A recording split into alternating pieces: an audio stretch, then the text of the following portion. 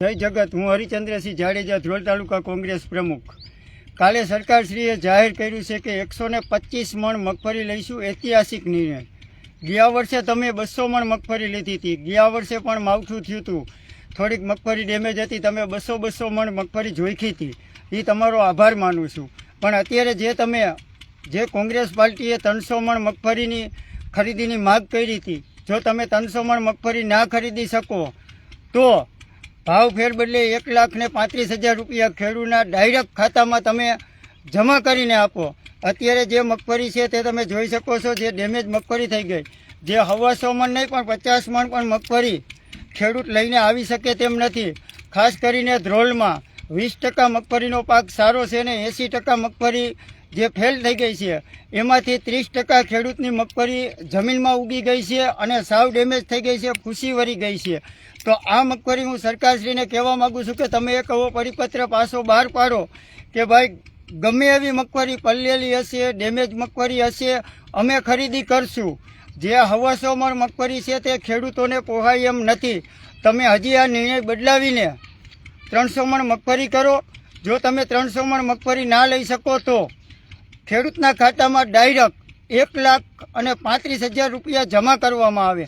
જો તમે આ ઐતિહાસિક નિર્ણય લઈ જ લીધો છે તો જે 125 મણ તમે લેવાના જ છો, તમે કોઈ આંદોલનથી કે કોઈથી કોઈનું માનવાના છો નહીં આ સરકાર। તો હજી હું કહેવા માગું છું કે 125 મણ મગફળી કોઈ ખેડૂત પાસે છે નહીં, જે હાવ ડેમેજ થઈ ગઈ છે, જે મગફળી માર્કેટમાં 500 થી 600 રૂપિયાની હરાજી થાય છે। તમે મીડિયાના માધ્યમથી ને ખેડૂતના જે સોશિયલ મીડિયામાં તમે જોઈ શકો છો કે અમુક યાર્ડમાં 300 રૂપિયાથી લઈને 600 રૂપિયા લગન જાય છે। તમે 1452 રૂપિયા ભાવ પાડ્યો છે, તો જે 125 મણ મગફળી તમે લેવાના છો તેમાં જે ખેડૂતની મગફળી સાવ ડેમેજ થઈ ગઈ છે, સાવ ફૂસી વળી ગઈ છે, ક્યાંય હાલે એમ નથી, એને ભાવ ફેર બદલના એને પૈસા નાખી દો। જેની પાસે સારી મગફળી છે એની મગફળી તમે લ્યો। અને પહેલાં તો તમે અત્યારે ઐતિહાસિક પેકેજ જે સહાય પેકેજ બહાર પાડવાનું આ 3 દિવસથી મીડિયામાં કહો છો, તો હું ખાસ કરીને આ સરકારને જીતુભાઈ વાઘાણી કૃષિ મંત્રીને કહેવા માગું છું કે ઐતિહાસિક કેવું હશે આ પેકેજ કે અમારે બાચકા લઈને આવવાનું છે? પૈસા અમારી આગળ હમાય છે નહીં ક્યાંય ખેડૂતને। મનમોહન સરકારે જે કેન્દ્રમાં કોંગ્રેસની સરકાર હતી એને 72,000 કરોડ રૂપિયા ખેડૂતનું દેણું માફ કર્યું હતું। તો તમે ઐતિહાસિક નિર્ણય જે લેવા માગો છો ને ઐતિહાસિક જે પેકેજ આપવા માગો છો તે 72,000 કરોડથી વધારે હશે।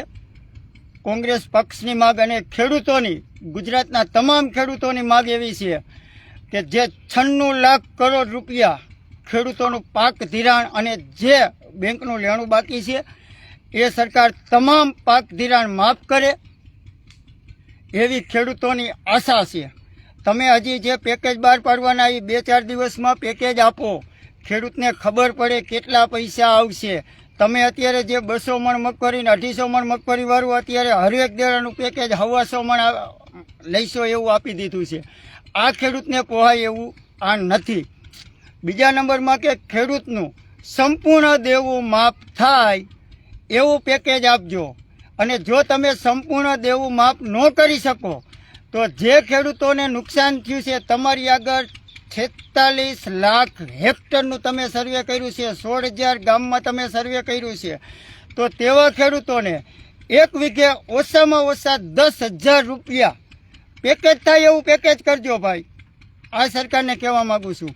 મેં કાલે મીડિયામાં જોયું હતું, ભાજપના પ્રદેશ પ્રમુખ એક જવાબદાર વ્યક્તિ એવું કહે છે કે નરેન્દ્રભાઈ મોદી વર્ષના 6,000 રૂપિયા આપે છે, એનાથી ખેડૂતની વાવણી થઈ જાય। હું ફેસબુકના માધ્યમથી મારા તમામ ગુજરાતના ખેડૂત ભાઈઓને કહેવા માગું છું કે 6,000 રૂપિયામાં 1 વીઘો વાવેતર થતું નથી।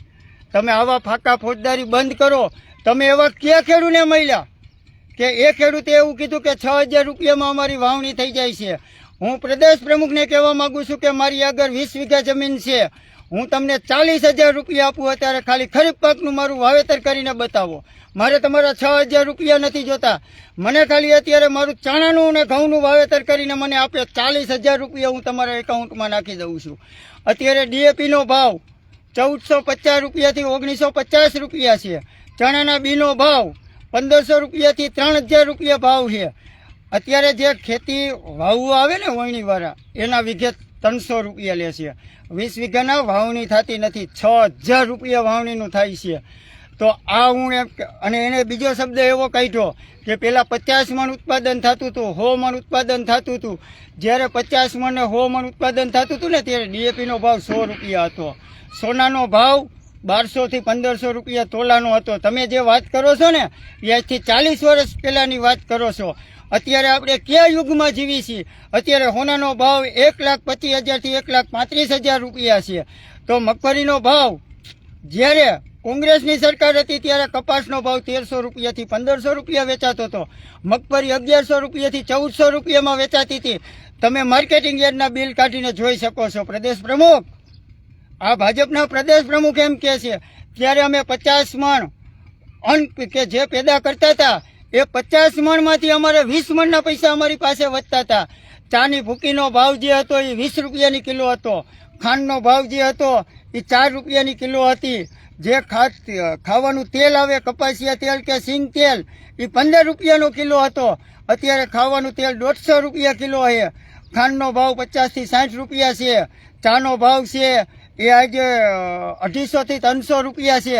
તો હું આ ફેસબુકના માધ્યમથી ભાજપના પ્રદેશ પ્રમુખને કહેવા માગું છું કે તમે આ ખોટે ફાકી ફોજદારી બંધ કરો અને ગુજરાતના તમામ ખેડૂતોનું દેવું માફ કરો એવી મારી આશા છે. જો તમે આ નહીં કરો તો કોઈ નાનું પેકેજ લેવામાં આવશે નહીં. આ ખેડૂતને જો અત્યારે ખેડૂત પાયમાલ થઈ ગયો છે ગુજરાતમાં, આ ખેડૂતને તમારે ઊભો કરવો હોય તો ગુજરાતના તમામ ખેડૂતનું તમામ દેણું માફ કરો. અને જે વસ્તુ તમે બોલો છો 6000 વાળી 50 મણ વાળી એ વસ્તુ રહેવા દો. ત્યારે 50 વર્ષ પહેલાં ખેતી આપણી નબળી હતી. આ કોંગ્રેસની સરકારે ખેડૂતોને સહાય દીધી, કૂવા ગાળવાની લોનો આપી, પાઇપલાઇન નાખવાની લોનો આપી, જે જીબીની છે જે લાઇટો પૂરી કરી. ત્યાર પછી ખેડૂત ઊભો થયો છે. કોંગ્રેસની સરકારમાં ખેડૂત જ્યારે તમે સરકારમાં આવ્યા 2014માં જ્યારે કેન્દ્રમાં ભાજપની સરકાર આવી ત્યારે ખેડૂત 250, 300, 400 મણે પહોંચી ગયો હતો. આ ખેડૂત ઉત્પાદન કરે છે. તમે કાંઈ ન આપો તો કાંઈ નહીં, એને એમએસપી મુજબ ભાવ આપો, આવી મારી આશા છે. અને જે તમે 100 મણ મગફળી લેવાનું અત્યારે નક્કી કર્યું છે એ એકવાર વિચાર કરીને આ કૃષિ મંત્રી જીતુભાઈ વાઘાણીને કહેવા માગું છું કે એ 300 મણ મગફળી લ્યો. અને તમે જો મગફળી 300 મણ ના લઈ શકો તો ભાવ ફેરબદલીના 1,35,000 રૂપિયા ખેડૂતના ખાતામાં જમા કરવામાં આવે અને ગુજરાતના ખેડૂતનું તમામ દેણું માફ કરવામાં આવે. જય જવાન, જય કિસાન.